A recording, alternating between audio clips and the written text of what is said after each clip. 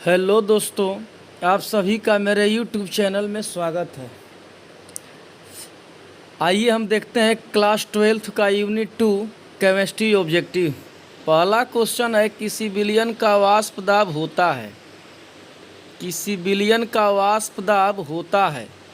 Option A कह रहा है शुद्ध विलायक के वाष्प दबाव से ज़्यादा। बी ऑप्शन है शुद्ध विलायक के वाष्प दबाव से कम। सी ऑप्शन है शुद्ध विलायक के वाष्प दबाव के बराबर। और डी ऑप्शन है इनमें से कोई नहीं। आप लोग आंसर दीजिएगा का ऑप्शन नंबर बी, शुद्ध विलायक के वाष्प दबाव से कम। अगला क्वेश्चन है, किसी विलयन में विलेय का मोल प्रभाज व्यक्त किया जाता है। आप लोग देख रहे हैं क्वेश्चन, किसी विलयन में विलेय का मोल प्रभाज व्यक्त किया जाता है। ऑप्शन ए भी दिया है, बी सी डी। आप लोग आंसर दीजिएगा। इसका आंसर हो जाएगा ऑप्शन नंबर ए, एक सोल्यूट बराबर n/n+n। अगला क्वेश्चन है क्वेश्चन नंबर 3।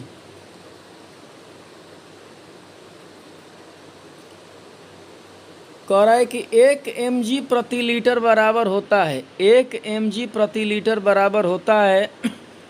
ऑप्शन ए दे रहा है 1 ग्राम प्रति लीटर, बी कह रहा है ppm, सी ppb और डी इनमें से कोई नहीं। तो इसका आंसर हो जाएगा ऑप्शन नंबर बी, ppm। अगला क्वेश्चन है चौथा।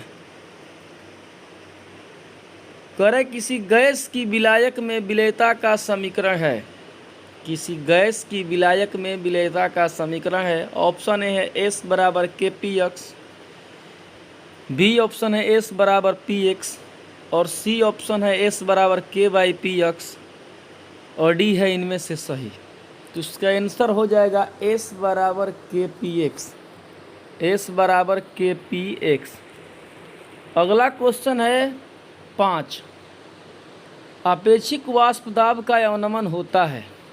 अपेक्षिक वाष्प दाब का अवनमन होता है। ऑप्शन ए है PS/PO, बी है PO-PS/PO और सी ऑप्शन है PO-PS और डी ऑप्शन है PO/PS।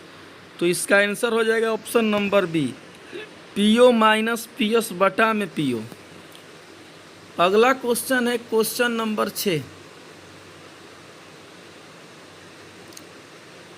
निम्नलिखित में से कौन राउल्ट नियम है। निम्नलिखित में से कौन राउल्ट नियम है। ए ऑप्शन है P बराबर PO/X, बी ऑप्शन है PO बराबर PX और सी ऑप्शन है P बराबर KH/X और डी है इनमें से कोई नहीं। तो इसका आंसर हो जाएगा ऑप्शन नंबर सी, P बराबर KH/X। अगला क्वेश्चन देखते हैं। कह रहा है कि आदर्श विलयन के लिए, आदर्श विलयन के लिए ऑप्शन नंबर ए कह रहा है डेल्टा H मिक्स बराबर 0, बी कह रहा है डेल्टा H मिक्स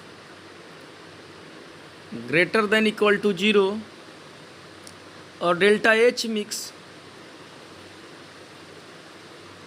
छोटा है 0 से और इनमें से कोई नहीं। तो इसका सही आंसर हो जाएगा option number A, delta H mix बराबर 0। अगला क्वेश्चन है, इनमें से कौन सही है। इनमें से कौन सही है। PO/PS बराबर n/n+n, PS बराबर n/n+n और सी ऑप्शन है PO-PS/PO बराबर n/n+n और डी ऑप्शन है इनमें से सभी। तो इसका सही आंसर हो जाएगा सी, PO-PS/PO बराबर n/n+n। अगला क्वेश्चन है, किसी तनु विलयन के क्वथनांक में उन्नयन होता है। किसी तनु विलयन के क्वथनांक में उन्नयन होता है।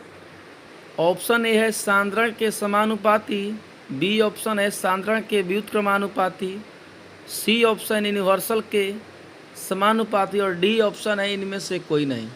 तो इसका सही आंसर हो जाएगा ऑप्शन नंबर ए, सांद्रण के समानुपाती। सांद्रण के समानुपाती।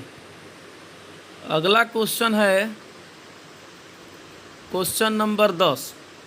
राउल्ट के नियम के अनुसार डेल्टा टीवी बराबर K B into A into 1000 by B into M, जहाँ के बी कहलाता है तो ऑप्शन ए दे रहा है राउल्ट का स्थिरांक, ओनियन स्थिरांक, सी ऑप्शन है यूनिवर्सल स्थिरांक और डी ऑप्शन है इनमें से कोई नहीं। तो इसका आंसर हो जाएगा ऑप्शन नंबर बी, ओनियन स्थिरांक। अगला क्वेश्चन है,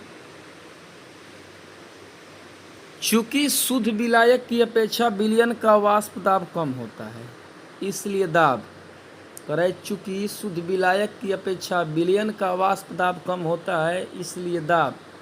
ऑप्शन ए है विलयन शुद्ध विलायक के क्वथनांक बिंदु के नीचे ही उबलेगा और बी ऑप्शन है विलयन शुद्ध विलायक के क्वथनांक बिंदु के ऊपर ही उबलेगा।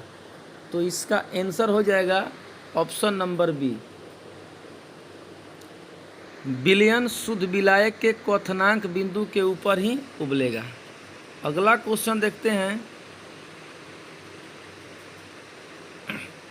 12। सभी शुद्ध पदार्थों के ऑप्शन ए दे रहा है हिमांक तथा क्वथनांक बिंदु निश्चित होते हैं, और बी ऑप्शन है हिमांक तथा क्वथनांक बिंदु परिवर्तनशील होते हैं, और सी है हिमांक तथा क्वथनांक बिंदु अनिश्चित होते हैं, और डी ऑप्शन है इनमें से कोई नहीं। आप लोगों से रिक्वेस्ट है कि आप लोग भी आंसर देते चलिएगा कमेंट बॉक्स में। तो इसका सही आंसर हो जाएगा ऑप्शन नंबर ए, हिमांक तथा क्वथनांक बिंदु निश्चित होते हैं।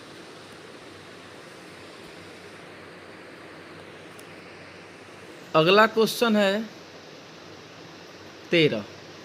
हिमांक का अवनमन स्थिरांक ऑप्शन ए है सभी विलायकों के लिए स्थिर होता है, और बी ऑप्शन है विभिन्न विलायकों के लिए विभिन्न मान होते हैं। हिमांक का अवनमन स्थिरांक ऑप्शन ए कह रहा है सभी विलायकों के लिए स्थिर होता है, और बी कह रहा है कि विभिन्न विलायकों के लिए विभिन्न मान होते हैं। तो इसका सही आंसर हो जाएगा ए, सभी विलायकों के लिए स्थिर होता है। क्वेश्चन 14 कह रहा है कि हिमांक के अवनमन की विधि का उपयोग किस प्रकार के पदार्थों के अणुभार निर्धारण में किया जाता है। ऑप्शन ए है गैस, बी कह रहा है कि वाष्पशील द्रव, और सी ऑप्शन है अवाष्पशील द्रव, और डी ऑप्शन है अवाष्पशील अविद्युत विच्छेद्य। तो इसका आंसर हो जाएगा ऑप्शन नंबर सी, अवाष्पशील द्रव। अगला क्वेश्चन देखते हैं, किसी वाष्पशील द्रव के अणुभार का निर्धारण किया जा सकता है। ऑप्शन ए दे रहा है विक्टर मेयर विधि से, और बी दे रहा है रेनो विधि से, और ऑप्शन नंबर सी दे रहा है आपका हिमांक के अवनमन की विधि से, और डी ऑप्शन दे रहा है क्वथनांक के उन्नयन विधि से। तो 15 का आंसर हो जाएगा हिमांक के अवनमन की विधि से। अगला क्वेश्चन है क्वेश्चन नंबर 16। हिमांक में अवनमन तथा क्वथनांक में उन्नयन पर आधारित अणुभार निर्धारण की विधियां इस प्रकार के पदार्थों के लिए उपयुक्त है जो। क्वेश्चन नंबर 16 कह रहा है कि हिमांक में अवनमन तथा क्वथनांक में उन्नयन पर आधारित अणुभार निर्धारण की विधियां इस प्रकार के पदार्थों के लिए उपयुक्त हैं जो। ऑप्शन ए है घोल में संगुणित होते हैं, बी ऑप्शन है वाष्पशील होते हैं, और सी ऑप्शन है अवाष्पशील अविद्युत विच्छेद्य होते हैं, और डी ऑप्शन है इनमें से सही। तो इसका आंसर सही हो जाएगा ऑप्शन नंबर सी, अवाष्पशील विद्युत विच्छेद्य होते हैं। अगला क्वेश्चन कह रहा है कि हिमांक के अवनमन विधि द्वारा अणुभार निकालने की विधि को क्या कहते हैं?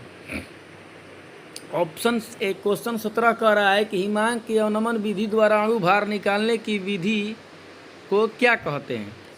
ऑप्शन ए कह रहा है क्रायोस्कोपिक कहते हैं, बी है इबुलियोस्कोपिक कहते हैं। तो इसका सही आंसर हो जाएगा ऑप्शन नंबर ए, क्रायोस्कोपी कहते हैं। अगला क्वेश्चन है क्वेश्चन नंबर 18, करे घोलक की अपेक्षा घोल के हिमांक का मान होता है। घोलक की अपेक्षा घोल के हिमांक का मान होता है। ऑप्शन ए है ज़्यादा होता है, बी कह रहा है कम होता है। तो इसका सही आंसर हो जाएगा ऑप्शन नंबर बी, कम होता है। अगला देखते हैं क्वेश्चन नंबर 19, कह रहा है कि 16 ग्राम BaCl2 बेरियम क्लोराइड को जल में घोलने पर विलयन का आयतन 450 मिलीलीटर होता है। इस विलयन की मोलरता है। तो इसका आंसर हो जाएगा ऑप्शन नंबर बी, 0.769 बाई 0.450। अगला क्वेश्चन है question number 20, 50 gram ethyl alcohol 50 gram ethyl alcohol और 50 ग्राम जल के परस्पर मिश्रण से बने विलयन में जल का मोल प्रभाज होता है। तो इसका आंसर हो जाएगा option number A, 2.78 by 1.09 plus 2.78। अगला क्वेश्चन है 21 नंबर, 27 डिग्री सेल्सियस पर 5% यूरिया के जलीय विलयन का परिसारक दाब होता है। 27 डिग्री सेल्सियस पर 5% यूरिया के जलीय विलयन का परिसारक दाब होता है। तो इसका आंसर हो जाएगा option number C, 0.821 into 300 by 1.2। अगला क्वेश्चन देखते हैं क्वेश्चन नंबर 23,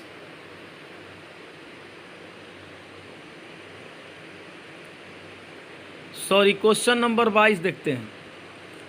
1 लीटर विलयन में उपस्थित विलेय के ग्राम समतुल्यांकों की संख्या को कहते हैं। 1 लीटर विलयन में उपस्थित विलेय के ग्राम समतुल्यांकों की संख्या को कहते हैं।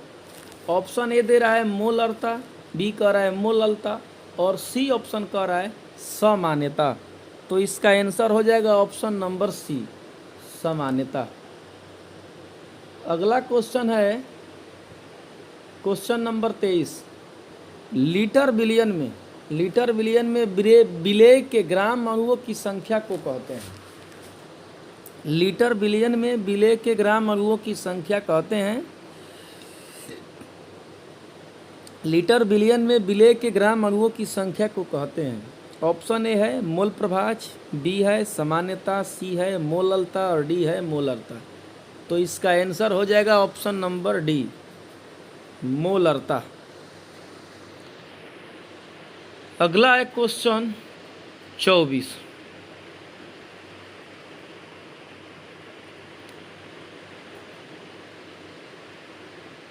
सत्ताईस डिग्री सेल्सियस पर 18 ग्राम प्रति लीटर वाले ग्लूकोज विलयन का परिसारक दाब 2.46 वायुमंडल है। तो ग्लूकोज का अणुभार होगा। ऑप्शन ए है 180, बी 40 और सी कह रहा है 50 और डी ऑप्शन है 300। तो इसका आंसर हो जाएगा 24 का ऑप्शन नंबर ए, 180। अगला क्वेश्चन है 25, निम्नलिखित में कौन सही है? निम्नलिखित में कौन सही है? ऑप्शन है PO माइनस पी बटा में PO बराबर KP, बी ऑप्शन है PO माइनस पी बटा में PO बराबर K और सी ऑप्शन है PO माइनस पी बटा में PO ग्रेटर देन P। तो इसका सही आंसर होगा option number A, PO minus P बटा में PO बराबर KP। अगला क्वेश्चन है